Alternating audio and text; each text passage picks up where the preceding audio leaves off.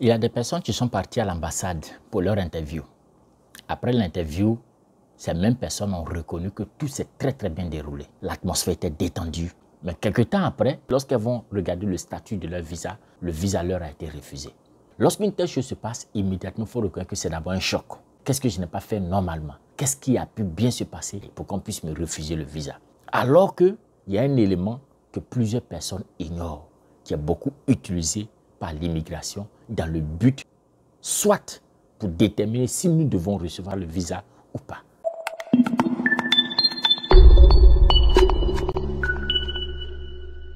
Shalom, shalom, moi c'est le frère Joël Kwame. Je suis très réjoui de vous retrouver sur cette chaîne Dieu dans nos affaires. Sur cette chaîne, nous parlons de business, nous parlons d'affaires, nous encourageons tout le monde à l'investissement. Nous touchons la dévéloterie, l'immigration aux États-Unis, l'insertion aux États-Unis, mais aussi en passant la citoyenneté. La particularité de cette chaîne, c'est que nous montrons que tu peux investir dans tous ces domaines. Mais pour t'assurer une réussite certaine, il faut mettre l'intérêt de Dieu dans tout ce que tu fais. Alors si cette thématique est la bienvenue, je vous demande de vous abonner. Que Dieu bénisse. Comme je le disais aujourd'hui, nous allons parler d'un élément efficace qui est beaucoup utilisé après nos interviews. Tu passes à l'interview, tu as une très bonne entrevue. Mais malheureusement, lorsque tu sors, ça a été denied.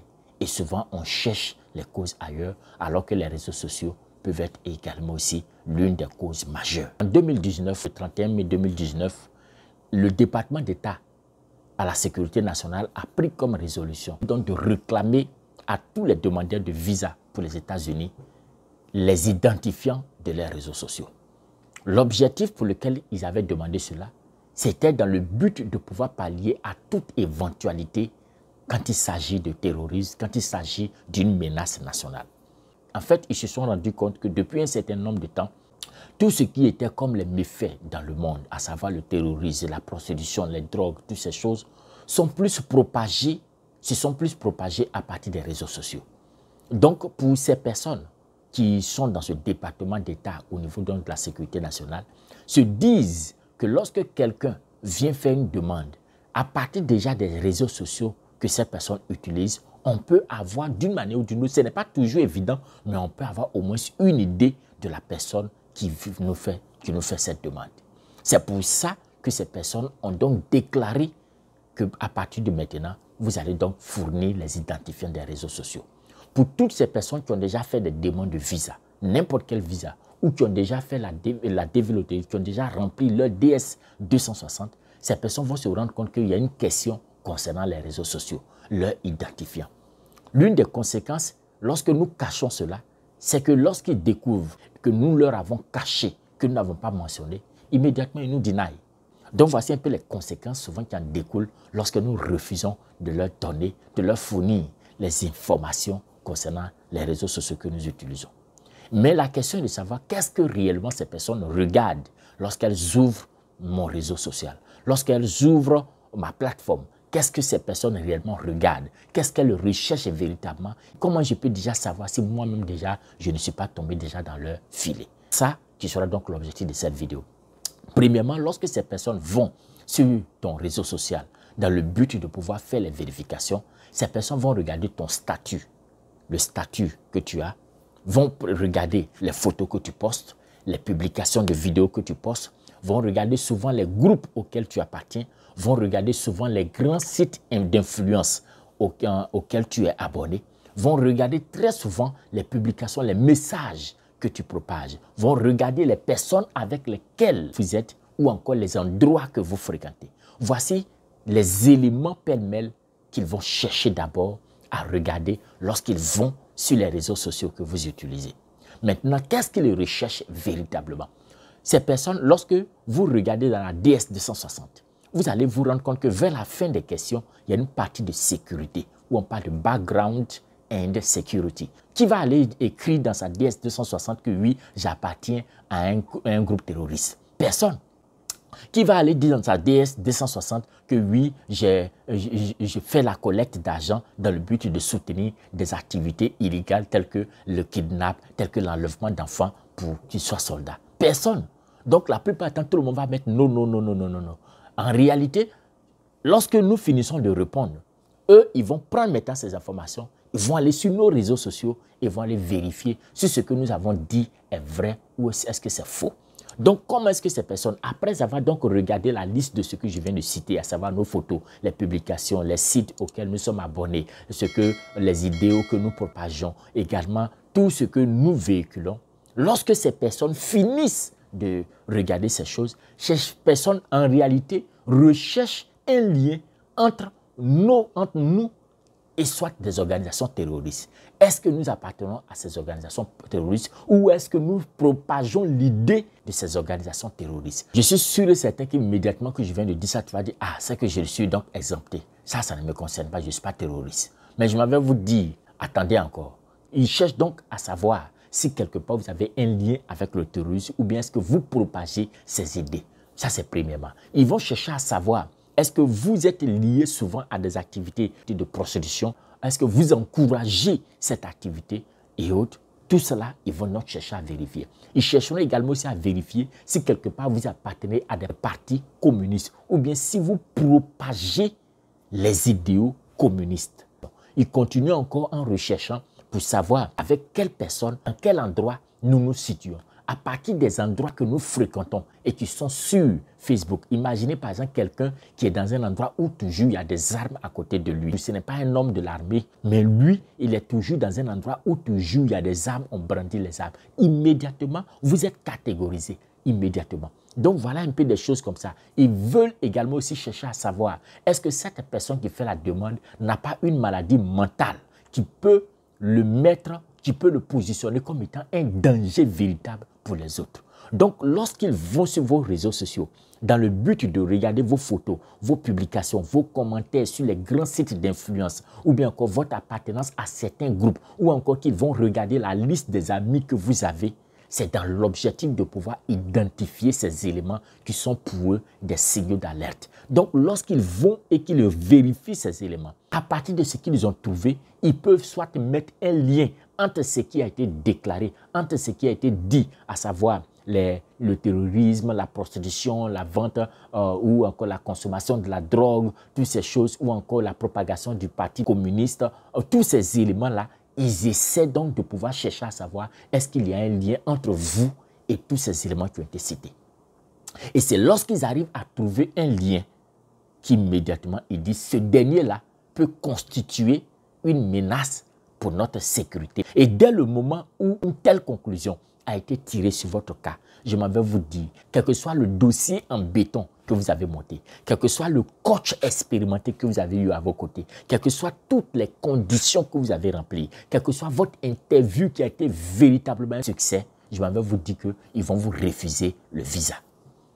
Ils vont vous refuser le visa parce que vous constituez, selon eux, une menace nationale. Ils ne vous donneront pas le visa. Alors, comment est-ce que vous-même, vous pouvez savoir si à partir de vos publications, vous êtes déjà identifié comme étant faisant partie de ces groupes terroristes ou bien faisant partie de ces groupes d'activités illégales telles que la prostitution. Une personne qui propage l'idée du communisme. Très souvent, lorsque ces personnes vont sur les publications que vous avez portées et que ces personnes se rendent compte que vous avez un idéal, on peut publier une vidéo dans le but de dénoncer un fait de la société. Mais aussi, on peut publier une autre vidéo parce que soit on aime ce qui se passe là-dedans. Donc, la plupart des vidéos, lorsqu'on regarde les réseaux sociaux de quelqu'un, on peut immédiatement savoir si cette personne-là aime ceci ou pas. Ça, c'est clair. Donc, c'est la même chose. Donc, lorsque dans vos vidéos, par exemple, on a l'impression que vous vous réjouissez lorsqu'il y a des violences contre, par exemple, certaines communautés, lorsqu'il y a des violences contre certains groupes ethniques, il y a des violences contre certains groupes de religion. Immédiatement, cette personne qui est dans ce groupe-là est catégorisée comme étant un homme qui a un peu des traits de terroriste ou quelqu'un qui serait capable de pouvoir soutenir, de pouvoir supporter ou encore même de pouvoir collecter de l'argent pour soutenir des groupes terroristes si cela lui a été donné comme occasion. Du coup, ils vous mettent déjà dans cette catégorie. Ou bien ils regardent vos vidéos, ils se rendent compte que vous faites la promotion du commerce du sexe. Vous encouragez dans vos propos, on a l'impression que vous donnez de la valeur à la commercialisation du sexe. Vous allez vous demander, mais comment est-ce qu'ils arriveront à connaître? Je m'en vais vous dire qu'ils ont tous les logiciels pour pouvoir traduire de façon efficace vos publications, de pouvoir traduire de façon efficace tout ce que vous avez fait. Donc, ne vous inquiétez pas que ce soit dans n'importe quelle langue dans laquelle vous écrivez. Cela est très important pour eux. Ils ont tous les logiciels, ils ont été formés, ils ont été encadrés, ils ont reçu tous les outils nécessaires pour pouvoir faire ces vérifications. Donc, lorsqu'ils finissent de regarder cela, ils regardent vos publications, ils se rendent compte que dans vos publications, vous encouragez le sexe, vous encouragez la prostitution, vous donnez de la valeur à la commercialisation du sexe, vous faites la promotion même peut-être à partir de vos vidéos d'une manière ou d'une autre. Immédiatement, ils vous catégorisent comme étant quelqu'un, si ce dernier-là avait peut-être l'occasion de rencontrer un groupe qui travaille, qui s'enrichit à partir de la prostitution et autres, ce dernier-là est capable donc de le faire. Du coup, lorsque déjà il vous identifie, il vous met donc dans ce lot.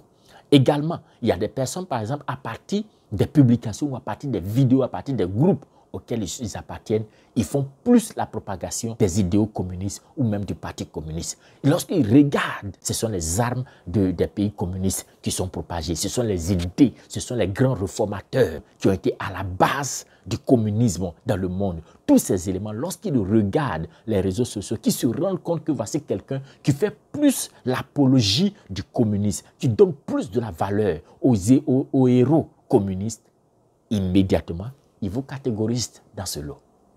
Ils vous catégorisent. Ils vont encore plus loin. Lorsqu'ils regardent la plupart des publications que vous avez données, que vous avez faites, et qu'ils se rendent compte que très souvent, les choses que vous critiquez de façon violente, surtout quand vous avez une cote de popularité un peu intense sur les réseaux sociaux, lorsqu'ils se rendent compte que vous avez des positions radicales contre la politique américaine, vous avez les positions radicales contre les idéaux américains, immédiatement, mettez-vous dans l'esprit que ils ne vous donneront pas le visa. Ils vont vous catégoriser dans ce lot-là également. Il y a d'autres recherches également aussi, lorsque souvent ils ont peut-être un doute sur le mariage de quelqu'un. Par exemple, vous êtes parti à l'ambassade et que vous avez déclaré que vous étiez mari et femme. Et que à partir de ce moment-là, ils vont maintenant sur les réseaux sociaux. Quand ils se rendent compte qu'il y a un autre statut qui est présenté sur les réseaux sociaux, soit vous avez dit que vous étiez célibataire, sans enfant par rapport à votre âge, on se rend compte que c'est quelqu'un peut-être qui a un âge très avancé, mais qui dit les célibataires sans enfant. Et on va sur son réseau social dans le but de pouvoir détecter si ce dernier effectivement là dit vrai. Et on regarde, il est à la maison, voici ses enfants autour de lui, il a son bébé même dans la main, toutes ces choses. Et autres, immédiatement, ils arrivent. Ou bien encore, on ouvre par exemple ton Facebook, on se rend compte que tout ton mariage est déjà sur les réseaux sociaux. Ta lune de miel pratiquement mais était sur les réseaux sociaux. Ta célébration était sur les réseaux sociaux. Toutes ces choses-là, ils arrivent à se dire et immédiatement ils se disent que ce dernier nous a menti, ce dernier est en train de chercher. Mais la plupart des temps, ils ne vont pas sur les réseaux sociaux dans le but de chercher à savoir si vous êtes marié ou pas. C'est quand il y a des alertes de fraude au niveau, par exemple, du mariage, qui se disent que allons-y, on va faire encore d'autres recherches. Ça, ce n'est pas l'objectif principal lorsqu'ils demandent les réseaux sociaux, mais ils les utilisent quand même. Donc, comprenez cela. Et pour terminer, lorsqu'ils regardent vos publications, les endroits que vous fréquentez, les personnes que vous fréquentez, les personnes avec lesquelles vous êtes amis, ils peuvent chercher à savoir immédiatement si ce dernier-là soit a des connexions terroristes ou a des connexions avec des personnes qui ont des traits terroristes. Ils arrivent déjà à détecter à partir de ceux avec lesquels vous êtes connectés, des endroits que vous fréquentez, si vous pouvez constituer comme étant une menace nationale pour leur pays. Dès le moment où ils se rendent compte de tous ces éléments, ou encore que peut-être vous avez une maladie mentale qui vous rend dangereux par rapport à d'autres personnes, immédiatement, je vais vous dire, ils ne vous donneront pas le visa. Ça, c'est un fait. C'est pour ça que dans la DS 260, ils vous demandent les réseaux sociaux. Ce n'est pas fortuit. Ce n'est pas juste parce que non, il faudrait remplir cet endroit. C'est parce qu'ils vont forcément les utiliser. Maintenant, comment est-ce que tu dois te préparer lorsque tu prévois donc aller à l'ambassade? Si tu sais que quelque part, il y a une telle situation, qu'est-ce que tu dois faire? Tu sais que tu es en train de préparer un visa. Tu sais que tu as fait une demande de visa près de l'ambassade des États-Unis d'Amérique. Mets-toi dans l'esprit que tu as besoin déjà de commencer à nettoyer tes réseaux sociaux. Tu as besoin déjà de commencer à filtrer, à enlever tout ce qui peut être compromettant pour toi. Voilà, en quelque sorte, le message que j'ai voulu donc apporter à partir de cette vidéo. N'oubliez pas de me donner un simple like. Et aussi également, encouragez-nous en vous abonnant à notre chaîne. Que Dieu vous bénisse. À la prochaine.